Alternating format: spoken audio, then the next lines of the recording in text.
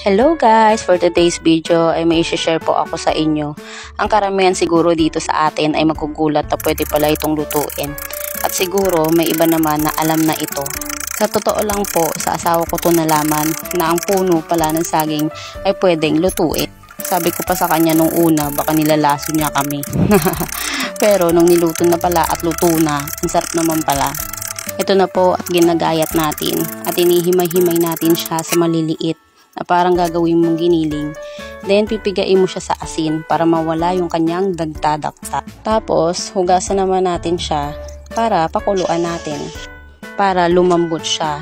Then kapag kumulo na, i-drain natin at i-set aside. Ang isusunod naman natin, ang isa pang rekado nito, ang giniling. Ang gagawin din natin nito ay papakuluan. Habang pinapakuluan kong giniling, ito naman puno ng saging na pinakuluan ay inaalis-alis ko yung buhok. Tapos, imimix na natin lahat ng rekado. Harina, itlog, sibuyas, paminta, magic sarap. Nasa sayo na kung anong klaseng harina ang gagamitin mo. Ang akin, ang ginamit ko ay Tasty Boy para malasa na siya.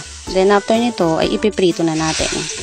Nasa sayo kung gaano kalaki ang ipiprito mo. Ako gusto ko ganito lang kaliit para lutong-luto. At ito na po ang ating tortang puno ng saging. At it's lunchtime, kumakain na aking mga junakis. Bye!